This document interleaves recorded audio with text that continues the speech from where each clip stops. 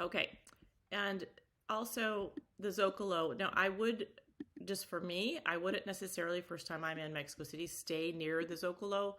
It's really cool. You have got to go down there for sure.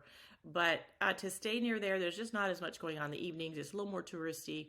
And there's just not, when I was there anyway, it wasn't as much to do. It's not near a really big, pretty park.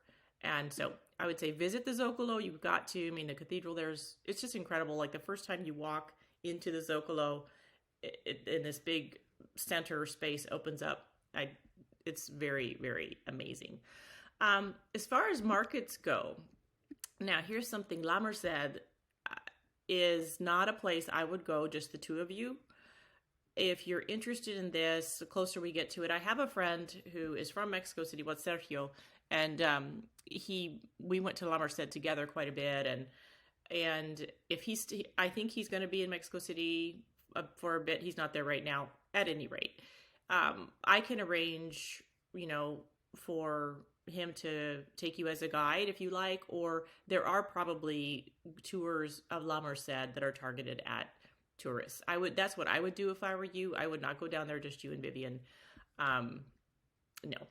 But having said that, it's super cool to see. You probably in your travels have seen big markets, but it's just the modern day version of that huge, central market. You can really, and if you go to the Natural History Museum before you go there, they have this really cool diorama of what the market used to look like in the old days, and you can kind of almost feel it. So that's an interesting thing to do. La Merced, and then there are a lot of other markets in Mexico City that some of them specialize, and so you might want to Google that if you're interested in like the flower market or something.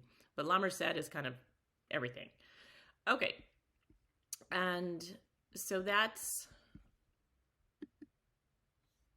if you want to stay somewhere or visit somewhere that's very nice but not quite as touristy, Navarte is a upper middle class Mexican colonias, both of these, and I lived down there for a bit as well, so that's an idea.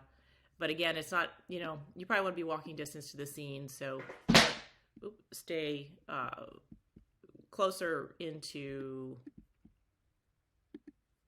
here. Okay, I would avoid this area. Escandon is fine, but Mexico City, I think that's why I feel so at home there. It's kind of like Houston. You can be just fine on one side of the street, and you go to the other side of the street, it's a little sketch. So over here, not so much. You don't want to go too far north. You don't want to go up here into Doctores. No. Yeah, just, there's no reason for you to. There's not much to see up there, unless you had a tour of the university or of that university. But that's not even the main university. It's just, I would stay kind of all in this region. And so Santa Fe is their kind of satellite. It's not showing up. You do not want to go up here for sure. So Santa Fe, you might read about that. That's kind of their satellite ritzy area. It's not really worth going to, in my opinion. Again, it's nothing you haven't seen before. And it's a pain in the butt to get out there, and it's kind of expensive with a taxi. So if I were you, given time, just skip Santa Fe. Okay, having said that, Coayacan is down here, and you will read about that or see things about that because Frida lived there, Frida Kahlo. Her museum is worth doing. Just be sure, I don't say be sure, but look at getting tickets online before you do, or if you don't do that, get there first thing in the morning because it does, when I was there anyway, there was almost always a line.